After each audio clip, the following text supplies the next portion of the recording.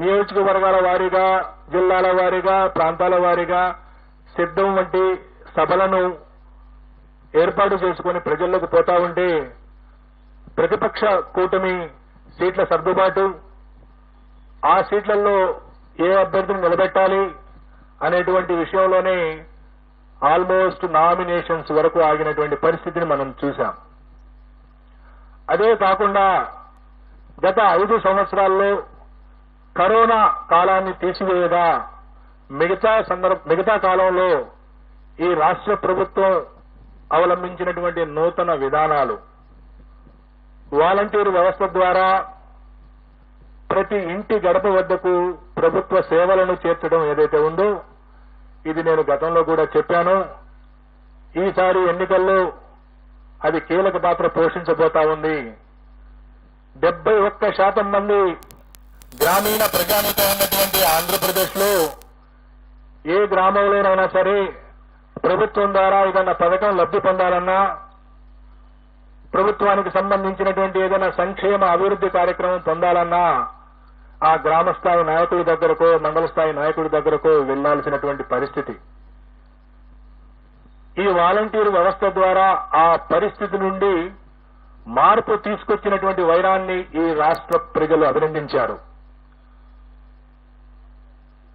ఏ ప్రభుత్వ పథకం కావాలన్నా, ఏ ప్రభుత్వానికి సంబంధించినటువంటి ప్రయోజనం జరగాలన్నా వాలంటీరే ఇంటి దగ్గరకు వచ్చి సేవలు అందించేటువంటి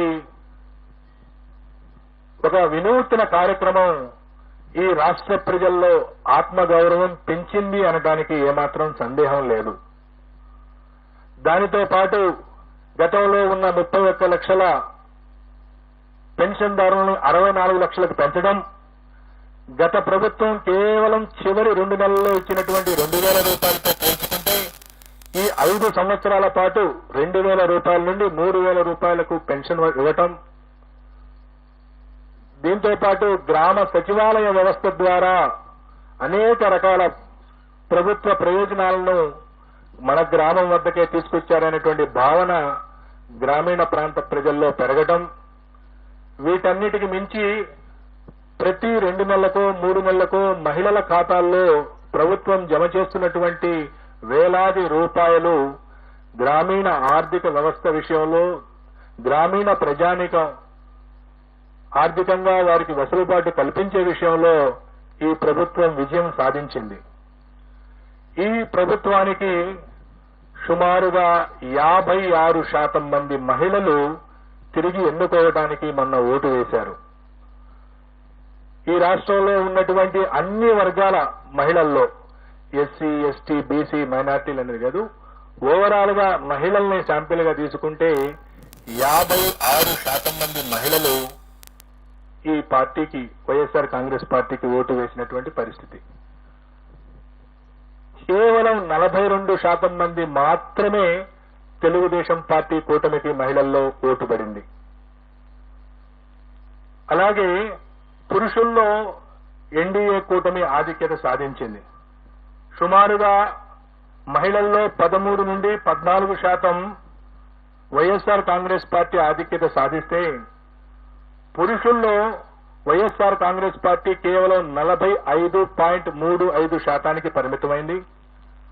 తెలుగుదేశం కూటమి 51.56%, అంటే సుమారుగా 6% మగవాళ్లలో తెలుగుదేశం పార్టీకి ఓట్లు ఎక్కువ పడటం మనం చూశాం.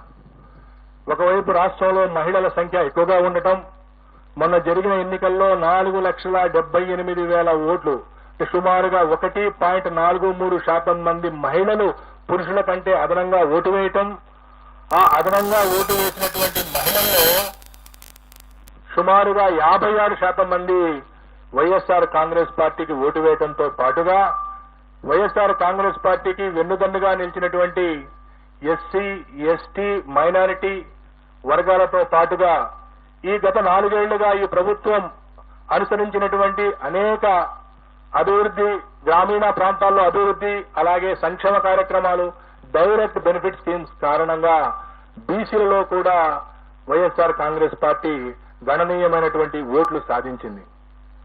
ఈ విధంగా తనకున్నటువంటి ఓటు బ్యాంకును కాపాడుకుంటూ కొత్తగా బీసీలలో ఓటు బ్యాంకుని చేర్చడం ద్వారా, మహిళల్లో తన ఓటు బ్యాంకును పెంచుకోవడం ద్వారా వైఎస్ఆర్ కాంగ్రెస్ పార్టీ ఈ రోజు తిరిగి రాష్ట్రంలో మరొకసారి అధికారంలోకి రాబోతా ఉంది.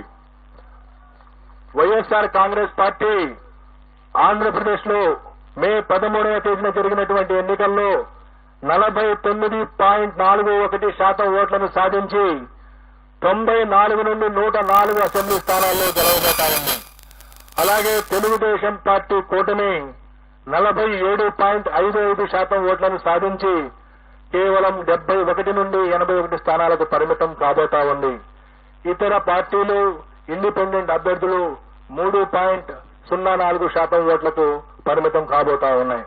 సుమారుగా 2% ఓట్ల ఆధిక్యతతో తెలుగుదేశం పార్టీ కూటమి కంటే సుమారుగా 20-25 స్థానాల్లో వైఎస్ఆర్ కాంగ్రెస్ పార్టీ ఆధిక్యత సాధించి మరొకసారి ప్రభుత్వాన్ని ఏర్పాటు చేయబోతా ఉంది.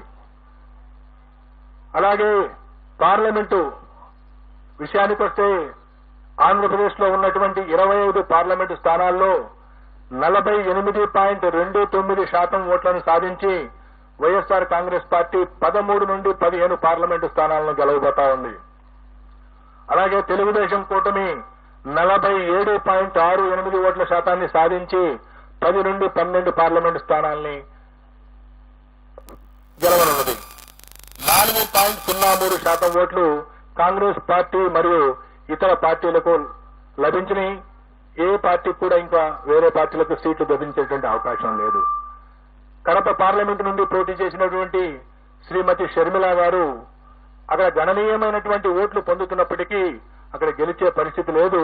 వారికి అక్కడ డిపాజిట్ కూడా దక్కేటువంటి పరిస్థితి లేదు. ఆవిడ సుమారు 12% ఓట్లకి పరిమితం కాబోతా ఉన్నది. ఈ విధంగా కాంగ్రెస్ పార్టీ సుమారుగా 3% ఓట్లు పార్లమెంటు స్థానాల్లో చీల్చిన కారణంగా వైఎస్ఆర్ కాంగ్రెస్ పార్టీ గెలవలసినటువంటి మరో 3 స్థానాల్ని కోల్పోబోతా ఉంది. అయినప్పటికీ ఎన్డీఏ కూటమి కంటే కూడా 2-3 పార్లమెంటు స్థానాలను అధికంగా సాధించబోతా ఉంది. సుమారుగా 13 నుండి 15 స్థానాలు వైఎస్ఆర్సీపీ, 10 నుండి 12 స్థానాలు టీడీపీ కూటమి సాధించబోతా ఉంది. సో ఈ విధంగా ఆంధ్రప్రదేశ్, తెలంగాణలో జరిగినటువంటి హోరాహోరీగా జరిగినటువంటి ఎన్నికల యొక్క ఫలితాలు జూన్ 4వ తేదీన ఉండబోతా ఉన్నాయి.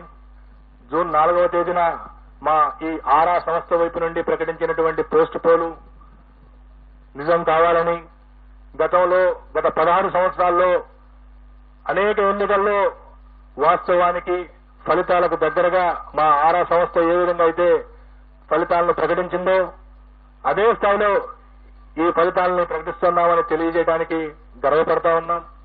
అనేక రకాల ఒత్తిళ్లు, అనేక రకాల విమర్శలు అన్ని మా ప్రొఫెషన్ లో భాగంగా ఎప్పుడు వస్తూనే ఉంటాయి.